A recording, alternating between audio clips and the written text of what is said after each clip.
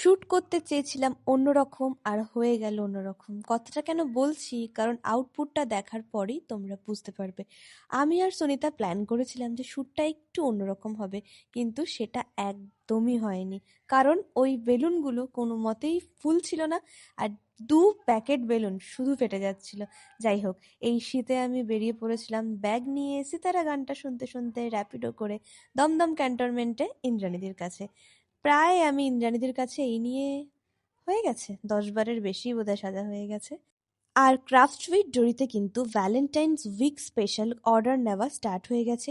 তোমরা যারা যারা এখনো অর্ডার করোনি তারা অবশ্যই কিন্তু ক্রাফটসউইথ জরিতে কন্ট্যাক্ট করতে পারো, বা আমি নিচে একটা নাম্বার শেয়ার করে দিলাম, এই নাম্বারে ডিএম করতে পারো। আচ্ছা, আমি যতবার দমদম ক্যান্টনমেন্ট যাই ততবারই কিন্তু আমি র্যাপিডো করি, কারণ দমদম হয়ে ঘুরে যেতে আমার এখন আর মোটেই ভালো লাগে না। আর এই যে এখানে আমি নিজের ব্লাউজের সেলাই নিজেই করে নিচ্ছি। মোটামুটি সব কাজ আমি করতে পারি। হ্যাঁ, তো এই সমস্ত কাজ পারে যে মানে সবকিছু আমাকেই করতে হয় আর ইনি শুধু বসে বসে ল্যাদ খায় বাড়িতে। কাট কাট কাট কাট, ইগনোর ইগনোর ইগনোর। যাই হোক, এখানে মেকআপ আর্টিস্ট দিদি এক গাদা ফাউন্ডেশন মেখে নিয়েছে আমার মুখে মাখাবে বলে। যতবার আমি বললাম আমাকে হারটা পরিও না, তাও আমাকে একটা বড় হার পরালো। শ্যুটটা তো মেকআপ আর্টিস্টের, তার মতেই হবে। যাই হোক, শেষে কিন্তু আউটপুটটা ভীষণ ভালো হয়েছে, লুকটাও আমার খুব পছন্দ হয়েছে।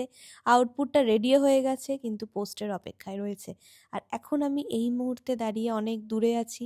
এখন আমি কম্বলের তলায় ঢুকে ভয়েস ওভার দিচ্ছি। তোমরা একটু মেনে নিও। চলো টাটা, সবাই ভীষণ ভালো থেকো।